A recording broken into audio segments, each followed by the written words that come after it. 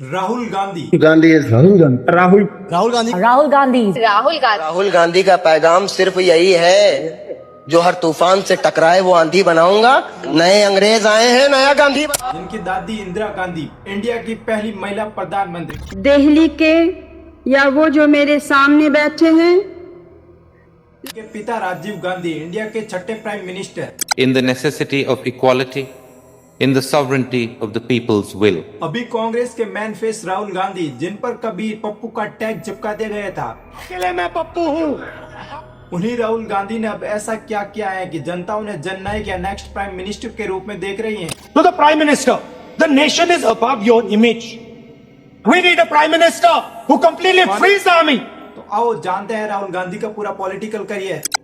साल था 2004 जब राहुल गांधी ने राजनीति में कदम रखे। उस समय कांग्रेस का राज था। नेशनल कांग्रेस की प्रेसिडेंट थी उनकी मां सोनिया गांधी। राहुल गांधी के पास में 2004 में इतना पॉलिटिकल बैकग्राउंड होने के नाते पीएम बनने का ऑफर आया, लेकिन उन्होंने मना कर दिया। राहुल गांधी 2004 में कांग्रेस के गठबंधन से लोकसभा चुनाव लड़ते हैं और जीत जाते हैं। 2013 तक कांग्रेस की राजनीति अच्छी चलती है, लेकिन समय आता है 2014 का, जब देश की राजनीति बदल रही थी। इस समय बीजेपी के मैन फेस के रूप में नरेंद्र मोदी सामने आते हैं, जो अपनी लीडरशिप और ऐसे भाषण लोगों को अपनी तरफ खींच लेते हैं। बीजेपी का एक ही नारा था कि अच्छे दिन आ रहे। लोगों को भी लगा कि जब कांग्रेस जाएगी तो अच्छे दिन आ जाएंगे। इसी कारण लोगों ने बीजेपी को सपोर्ट किया। इसी समय राहुल गांधी को सोशल मीडिया पर ट्रोल किया गया। कहीं पप्पू तो कहीं पार्ट टाइम पॉलिटिशियन बताया गया, कहीं मीम वायरल हुए जैसे कि ये मशीन लगाऊंगा, इस साइड से आलू घुसेगा, उस साइड से सोना निकलेगा। शायद इसकी सच्चाई ये है। कहा ऐसी मशीन लगाऊंगा, इस साइड से आलू घुसेगा,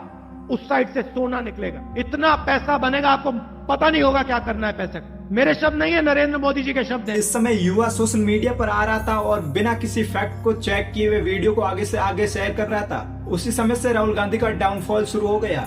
समय आया 2019 का, जब राहुल गांधी को सबसे बड़ा झटका लगा। कांग्रेस के गढ़ अमेठी से वो चुनाव हार गए। ये ऐसा समय था जब लग रहा था कहीं ना कहीं राहुल गांधी को पूरे देश ने नकार दिया। उसके बाद राहुल गांधी मानो 3 साल के लिए कहीं गायब हो गए। ना कोई प्रेस कॉन्फ्रेंस, ना कोई वीडियो, ना कोई क्वेश्चन। लेकिन फिर समय आया 2022 का। उन्होंने अचानक एक यात्रा का ऐलान किया, जिसका नाम था भारत जोड़ो यात्रा।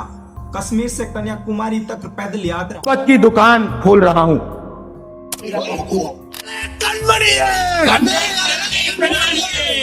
इस यात्रा ने कहीं ना कहीं देश का ध्यान राहुल गांधी की तरफ खींचा। लोगों ने पहली बार राहुल गांधी को विदाउट सिक्योरिटी इतना पास देखा था। जो लोग कहीं ना कहीं राहुल गांधी का विरोध कर रहे थे, वो धरातल पर अब राहुल के साथ आए। राहुल गांधी ने इस यात्रा में किसानों, मजदूरों व बेरोजगार युवाओं से धरातल पर मुलाकात की। अब आया समय 2024 का, जब ओपोजिशन 400 पार के नारे लगा रहा था। एनडीए सरकार 400 पार, लेकिन ओपोजिशन 240 पर जाकर अटक जाता है। कांग्रेस ने भी कहीं ना कहीं पहले से बेहतर प्रदर्शन किया था। राहुल गांधी दोनों सीटों पर विजय प्राप्त करके कहीं ना कहीं कह रहे थे आई एम कम बैक। फिर आया समय 7 अगस्त 2025, जब राहुल गांधी वोट चोरी के बारे में प्रेस कॉन्फ्रेंस करते हैं दिल्ली में। This is EC data and EC कह रहा है कि हम फ्री एंड फेयर इलेक्शन करा रहे हैं, और उनके डेटा में एक असेंबली में 1 lakh fake voters, fake addresses, duplicate form 6, अलग अलग। बीजेपी के लोगों तैयार हो जाओ, हाइड्रोजन बम आ रहा है। देखो इन सब में कितनी सच्चाई है ये तो अभी मैं नहीं बता सकता, लेकिन कहीं ना कहीं इन मुद्दों ने जनता का ध्यान राहुल की ओर आकर्षित किया है। सबसे पहले तो ये कहने जाऊंगा, वोट छोड़ गद्दी छोड़। जनता जाग गई, जनता देख रही है किस तरह से राहुल गांधी ने एक्सपोज किया। सोशल मीडिया पर Rahul respect button, Rahul prime minister, Rahul जननायक के कमेंट भरे पड़े हैं।